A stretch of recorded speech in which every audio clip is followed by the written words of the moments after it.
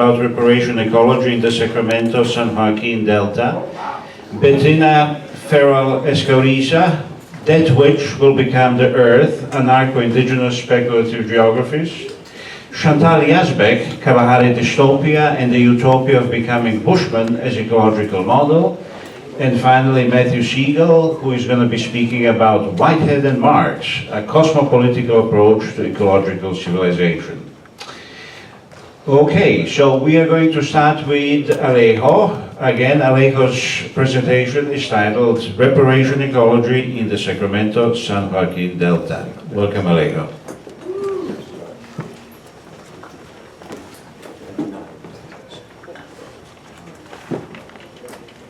Yeah, so again, my name is Alejo Kraus Polk. I'm a PhD student in the geography graduate group at UC Davis.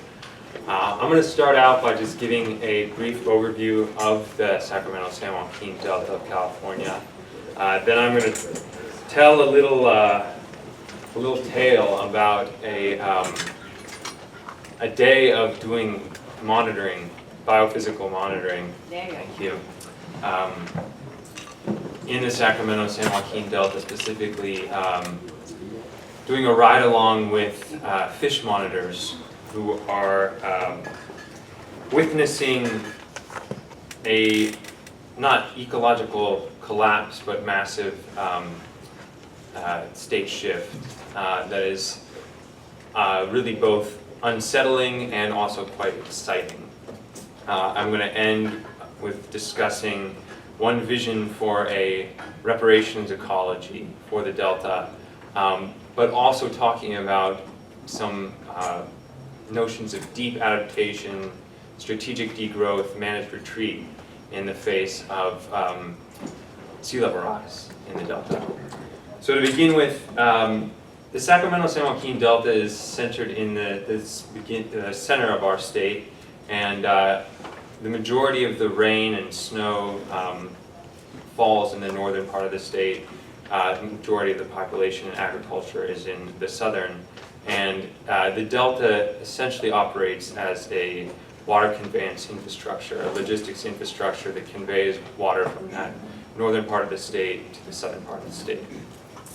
And it has been described by Richard Norgaard as an animal that is being kind of driven to the point of exhaustion, which to me really evokes cheap lives, evokes the unpaid work of nature, and also the kind of forced under reproduction that Arrighi and others talk about. So there is just the very briefest overview of what the Delta is, and now I think I'm going to launch into my little tale of doing monitoring with a UC Davis outfit that actually conscripts volunteer labor to assist in the collection and categorization of different fish. And these volunteers include firefighters, as well as bartenders, as well as undergrad university students who are interested in fish biology, as well as myself, this undisciplined geographer that basically just needs to get out to sites in the Delta and doesn't have the funding for a boat. So I find myself riding along with law enforcement, with fish monitors, essentially whoever will take me. But these days they begin very early in the morning. You have to get out to this area before the tides go down, and as I tell this story, that will become more and more important. But you launch from these established boat docks, and I go out there early in the morning, and while everyone else is kind of preparing the boat and putting all the nets on it, I'm taking stock of the other trucks and the other vehicles that are out there and trying to get a sense of who else is out in this landscape. We all load onto the boat and we zip off to our first site where we're going to be doing this fish monitoring, and this site that we're going to is a beach. We're going to essentially seine. We're going to put walk a net out into the water and pull it up onto the shore. The problem about this first site is it's actually covered in cows.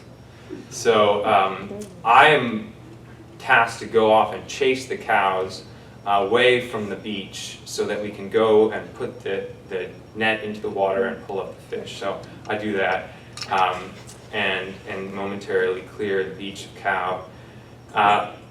We eventually pull the fish up onto the shore and we find a stranded king salmon. And we're in an area where this king salmon really shouldn't be. It's not the natal stream for this king salmon at all, but this king salmon got quite confused, it seems, on the way back to their natal stream and got stranded in this marsh. And now, instead of finding this small little fish that we're looking for, we have to deal with a king salmon that is roughly this size. So that's kind of part of the excitement of this novel ecosystem that these fish monitors are constantly immersed in, and myself as this ride-along participant also gets to engage in. So then we move into this main channel, and then we start doing a different method of fish collection. It's a trawl. So we drop in this net into the water, and we move along in the boat and collect fish in this net, and we pull this net up and see what we get, and then we measure and name and quantify all of what we've catched. So we do this, and we find that we're catching a lot of Siberian prawns. Of course, Siberian prawns are not native to the Sassoon Marsh in the Delta, but they're in abundance. We're also catching these jellyfish that are very frustrating because they're very small and they're hard to measure because they're slippery, and they actually sting you a little bit as well if you handle them for extended periods of time, as we're doing. And I learned from this captain of the vessel that the jellyfish are being eaten by the sturgeon, which is a native fish, but they don't provide enough nourishment to sustain the sturgeon. So they're good food, but it's like a whole river full of Cheetos or something like that. So there's abundant food, but it's not enough, and it's not really worth the energy that is expended in the collection of it. And that seems to be actually a recurrent theme with different fish species in the Delta, where they're basically using a lot of energy to get food that is does not have the calories needed to sustain them. I'm going to move this story along, but we then go to this outfall gate of a managed wetland, duck club. And at this outfall gate, we begin to hook and line sample, which is essentially just fishing, which is kind of my favorite part of the day. And we're fishing specifically for striped bass. Striped bass is a non-native fish species, an invasive species coming from the eastern coast of the United States. It was brought in as a game fish and remains a very popular game fish. But we are targeting the striped bass because we are trying to catch them and then actually barf them to do a gut content analysis to try to see if they are discriminatorily targeting native fish species, in particular endangered salmonids and delta smelt. So we do that, and we barf up these fish, and we collect their gut contents. And this is to inform a study that is basically disproving an earlier study that was led to a lot of villainization of the striped bass as one of the major reasons for the decimation and the decline of the delta smelt and salmon populations in the delta. So in participating in this barfing of this poor bass, I'm also participating in this ongoing combat science in the delta that has incredibly wide-ranging and important ramifications for how water is managed in the state. The delta smelt is the key species that is currently limiting water exports from the system. And the combat science was, or at least those scientific studies that were blaming the bass, were by and large funded by these export interests that would really rather villainize or scapegoat the bass than try to put more water in the rivers or reduce the amount of delta exports upon which they rely.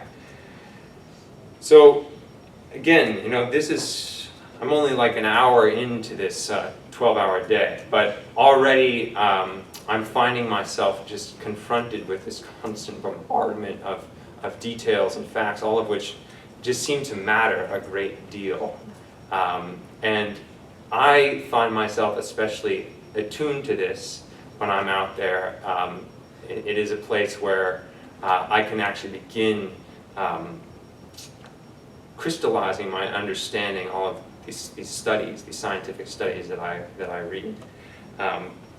But it's also, as I mentioned, you know, a deeply unsettling experience for not only myself, but for the biophysical monitors that I'm riding along with, because they are seeing an ecosystem that is, again, just deeply unsettled. They are constantly surprised, and that constant surprise, although it has some exciting qualities to it, I do notice begins to wear on them, and it certainly wears on me. And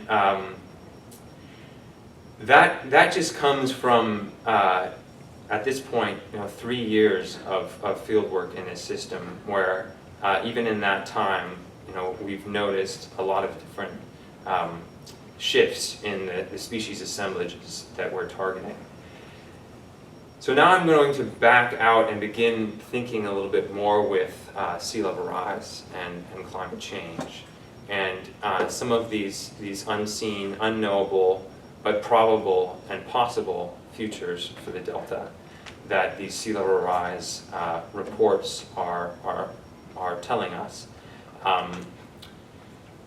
The delta, kind of like a Dutch polder landscape, is full of these islands that are significantly below sea level, some 20 to 25 feet below sea level.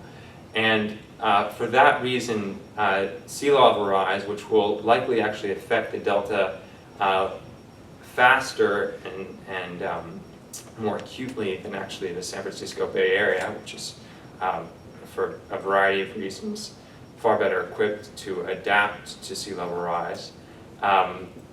It's potentially going to become a second Bay Area, a second inland sea, essentially, again, and permanently this time. So thinking about reparations ecology in this landscape, thinking about land in which people have the chance to contribute to its well-being, I struggle because the delta, as it is known, as it is to those who have a deep sense of it, a deep stewardship ethic for it, is just not long for this world. It is a landscape that is going to change to the degree that the people who know it now will hardly be able to recognize it. And there are small portions of the delta that I believe kind of give us a preview of that future. One of them is Frank's Tract, and that is an island that was flooded in the 1930s and has not been reclaimed. But there's just a lot of uncertainty, and that makes even thinking about a reparation ecology very hard. And I am now dealing with a lot of, I guess, a lot of personal grief, thinking about that future and thinking about how to retain hope, and how to support communities that are trying to hold on to certain values in the Delta, knowing that they're going to have to relinquish a lot of the various senses of places that they've developed. So, thank you.